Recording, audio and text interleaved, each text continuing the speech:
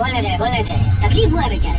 इन्होंने बोला कि इस बिल को पास इसलिए किया जा रहा है कि हिंदू मुस्लिम किया जा सके, तो आप उन लोगों के बारे में क्या कहिएगा जो मुस्लिम इस बिल को सपोर्ट कर रहे हैं? मैं मेरा सवाल कांग्रेस के स्पोक पर्सन से है। उसने कुछ देर पहले कहा कि बिहार के युवाओं पे कुछ समय पहले लाठीचार्ज हुआ, तो आपके नेता उस समय जमीन पर क्यों नहीं नजर आ रहे थे? और गठबंधन के सर जो अधिनियम आया उसका 7th भी बोलता है कि जितनी भी जमीन है उसकी रजिस्ट्री करा लो। अब अभी आप करा नहीं रहे, फिर 50 साल बाद आपकी जनरेशन कहेगी हमारे अब्बू कागज छोड़ निकल दिखाए क्या, जो आप आना देते हो कि हमारे पास कागज है नहीं तो। आज की इस बवाल डिबेट में जनता ने अनुराग भदौरिया को जलील करके धोया है, क्योंकि अनुराग भदौरिया से जनता ने सवाल किया तो अनुराग भदौरिया सवालों का जवाब तो नहीं दिया, उल्टे जनता को धमकाने लगा और उन पे चिल्लाने लगा।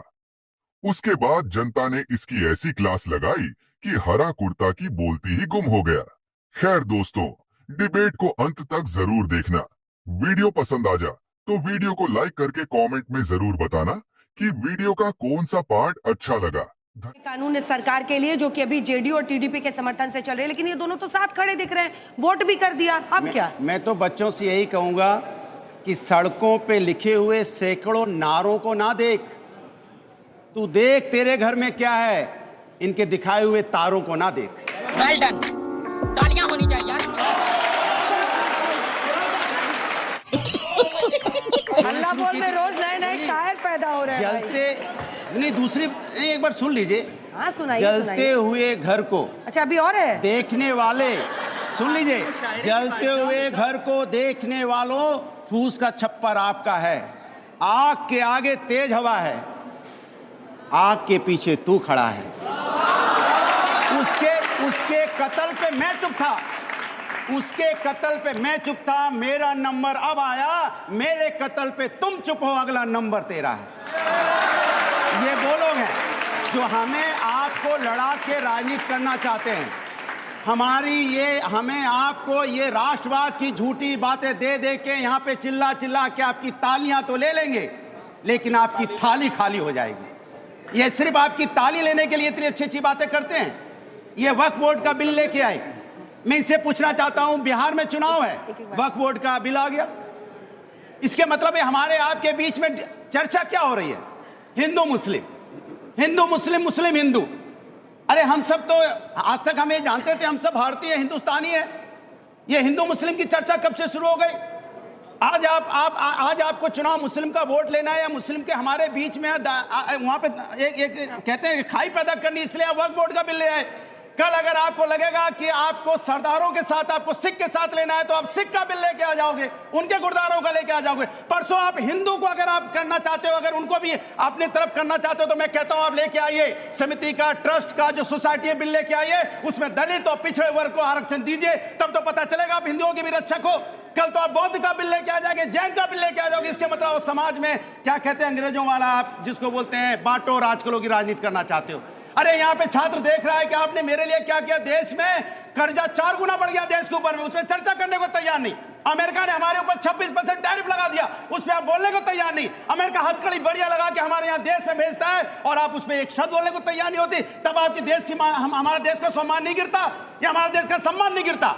आप चुप मारे रहते हो। आपसे अच्छे तो हमारे नेपाल वालों को देखो, उन्होंने तो अपना जहाज बेच के अपने लोगों को आपको भी चाहिए समुदाय का। बिहार में चुनाव के मद्देनजर आप लोग यहाँ झूठी तालियां, इनकी बातों मत पीटिए, जो राष्ट्र उनको भी डांटिएगा, झूठा है, झूठा मन है उनका, जब मन करेगा ताली बजाएंगे। नहीं क्यों नहीं, मैं आपकी शायरी पे भी तो बजाया। अपने भविष्य के बारे में छोड़िए, इनके जो इस्तार, ये जो सैकड़ों जो प्रचार कर रहे हैं, प्रचार में मत आओ। आप देखो आपके घर में क्या हो रहा है। बोलने दे, तकलीफ हुआ है बेचारे को। शेरो शायरी का माहौल है, एक चीज हम भी सुनाएंगे। देखो सुनो, जितना बदल सकते थे बदला खुद को। एक और शायरी है, जितना बदल सकते थे बदला खुद को। शुरू से जितना बदल सकते थे बदला खुद को, अब जिसको तकलीफ है वो अपना रास्ता बदल ले। ये है जमाना। देखिए आइए मतलब की बात पे आइए। देखिए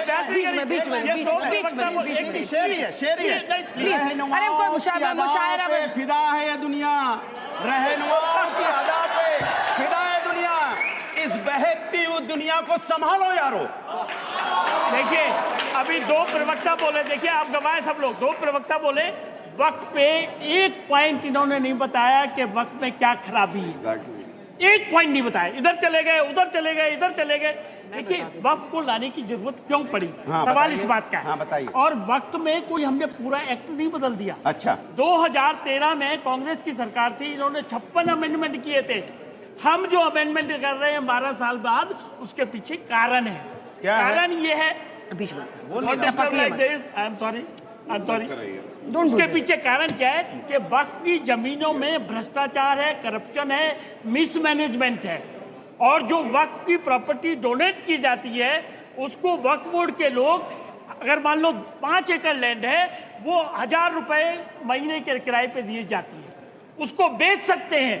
और तो और सेक्शन 40 है 2013 के एक्ट में, उसमें पावर ये दी गई है कि वक्फ का एक सर्वेयर जो होता है वो किसी जमीन को जाएगा, जो उसकी मर्जी आएगी, और वहां से रिपोर्ट मंगा के उसको गजट में नोटिफाई कर देगा कि ये आज से लैंड जो है ये वक्फ की हो गई।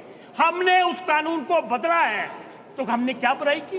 लेकिन इनके पास कुछ है नहीं, क्योंकि एक्ट में कोई कमी नहीं है। और माफ करना, हम लोग माइनॉरिटी का प्रोटेक्शन शुरू से करते आए हैं। अभी यही तो आरोप है कि हमारा वोट खिसक जाएगा। हम वोट की चिंता नहीं कर रहे। हम, मोदी जी ने जो बीड़ा उठाया है, और 2009 का शायद इनका डिक्लेरेशन भी है, 2014 का भी डिक्लेरेशन है कि जीरो टॉलरेंस टुवर्ड्स करप्शन, और विकास होगा तो कानून भी बदले जाएंगे। क्या बात है सर, क्या बात है सर। करते हैं मित्र हमारे, लेकिन ये इनके अपने विचार हैं। जैसा कि मैंने पहले कहा कि हम लोगों ने एक्ट को पूरी तरीके से वर्ड बाय वर्ड एग्जामिन किया। उसके बाद जेपीसी में भी हमारी पार्टी के मेंबर ऑफ पार्लियामेंट मेंबर थे, और तब हमको लगा कि कहीं कोई फुल स्टॉप कॉमा में कोई गलती नहीं है, किसी तरीके से मुस्लिम समाज के ठीक है, 2-3 छोटे-छोटे सवाल जल्दी से लेकर आइए, जल्दी से। तब हमने स्टेट लिया है। चिराग पासवान तो नेता है ही हमारे, सुनिए प्लीज, बीच में। रामविलास मेरा पासवान सवाल जी ये का है नाम कि लेते वक्फ हैं। बोर्ड की आय आप का चिराग सही पासवान उपयोग के नाम करने की के बात कर रहे लिए हो। हो गया आपका, हो गया सवाल से। मैम, वक्फ बोर्ड की आय का सही उपयोग करने के लिए सरकार ने अभी तक क्या क्या कदम उठाए हैं? ठीक है जी, मेरा सवाल बीजेपी के स्पोक्सपर्सन से है कि आर्टिकल 14 के तहत राइट टू इक्वलिटी, क्या अमेंडमेंट बिल जो संशोधन बिल है, क्या ये हिंडर हो रहा है आर्टिकल 14? ठीक है, आर्टिकल 14 का वायलेशन है या नहीं?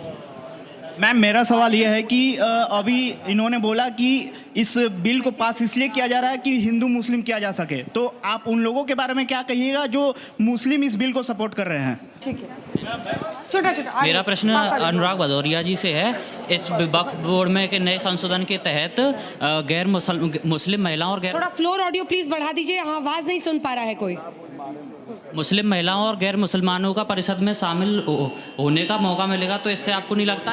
मैम, न गीता हूँ मैं, न कुरान हूँ मैं, मुझे पर इंसान हूँ मैं। मेरा प्रश्न है बीजेपी के स्पोक पर्सन से कि किस ट्रांसपेरेंसी के साथ जमीनें गरीबों में बांटी जाएगी? कोई सेंस है इस बात की? मेरा सवाल है बीजेपी के प्रवक्ता से, सेकुलरिज्म का ढिंडोरा पीटने वाली पार्टी कल जब लोकसभा में जब वोटिंग हुई तो एक भी मुस्लिम महिला आपकी पार्टी से क्यों नहीं थी? मैम, मेरा सवाल कांग्रेस के स्पोक पर्सन से है। उसने कुछ देर पहले कहा कि बिहार के युवाओं पे कुछ समय पहले लाठीचार्ज हुआ, तो आपके नेता उस समय जमीन पर क्यों नहीं नजर आ रहे थे, और गठबंधन के नेता? मैम, मेरा सवाल मुस्लिम स्कॉलर से है। सर, जो अधिनियम आया उसका 7th भी बोलता है कि जितनी भी जमीन है उसकी रजिस्ट्री करा लो। अब अभी आप करा नहीं रहे हो, फिर 50 साल बाद आपकी जनरेशन कहेगी हमें अब्बू कागज छोड़ने के, हम दिखाए क्या? जो आप बहाना देते हो कि हमारे पास कागज है नहीं तो हम दिखाए क्या?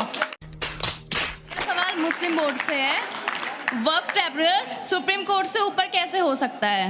ठीक है, चलिए आपसे शुरू करते हैं कि कैसे पैसा देंगे। और जो इनका सवाल था कि कल जब बहस हो रही थी तो आपका एक भी मुस्लिम नेता नहीं था। आर्टिकल 14 की बात करी मेरी बहन हाँ, ने, तो मैं ये बता दूं, article 14 says equality before law, और अगर इक्वालिटी की हम लोग बात कर रहे हैं तो केवल एक समाज के पास ऐसा ट्राइब्यूनल है जो तय करे उसकी संपत्ति है कि नहीं है, लेकिन हिंदुओं के पास, सिख के पास, ईसाई के पास, जैन और बौद्ध के पास नहीं है। तो आर्टिकल 14 का वायलेशन तो तभी हो गया जब ये लाए।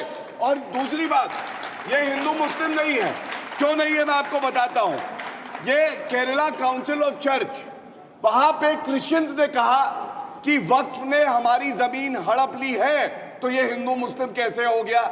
ये न्याय की बात है, संविधान के तहत बात है। और देखिए, आपको एक उदाहरण देता हूं। ये लोग बार बार क्या कहते हैं कि भाई नॉन मुस्लिम्स को आपने कैसे बोर्ड पे रख दिया।